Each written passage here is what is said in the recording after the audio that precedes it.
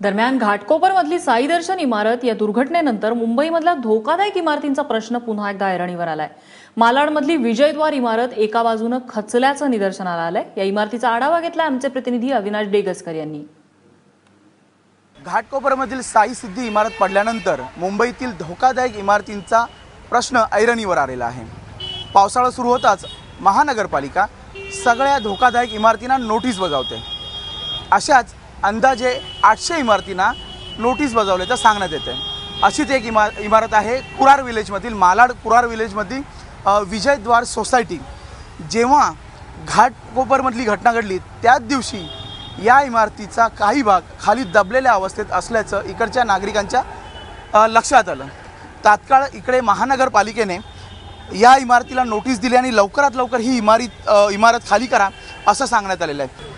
नाही, नोटीस त्या लोकांनी नंतर पाठवली। त्याच्या अगोदरच आम्ही सोसायटीवाल्यांनी की फिक्स केलं, कारण आपल्याला टेन्शन नको आहे, नंतर धोकादायक व्हायला नको, कोणाला कुठली घटना घडायला नको। त्याच्या अगोदरच आपण ते खाली करून शिफ्ट केलेलं बरं आहे, हे आम्ही सोसायटीवाल्यांनीच फिक्स केलं। आणि नंतर म्युन्सिपाल्टी BMC वाले नंतर आले, नोटीस संध्याकाळी आली। आम्ही दुपारीपासूनच काय लोकांनी खाली केलं, आता आमचं पण खाली करायचं चालू। तुमचं सामान तुम्ही पण खाली करताय का? आम्ही खाली केलं, आजीबाजी खाली केलं, असं काही नाही। आम्ही नंतर नोटीस भेटली, पण आम्हाला लागतं थोडा दबली म्हणून आम्ही पहिला खाली करून कुठे शिफ्ट स्वतः झाले आम्ही। पण आम्हाला काय ते लोक काय दिलं नाही, पण प्रेमाने म्हणजे एक सुरक्षितेचा उपाय म्हणून या सर्वांनी आपली दुकानं असतील, घरं असतील, ती सगळी खाली केलेली आहे।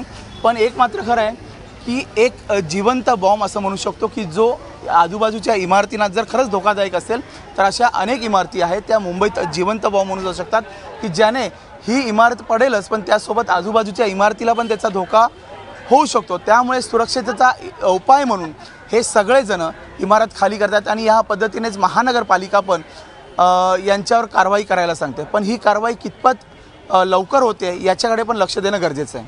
कॅमेरामन अजय सोबत अविनाश डेगेसकर, ABP माझा, मुंबई।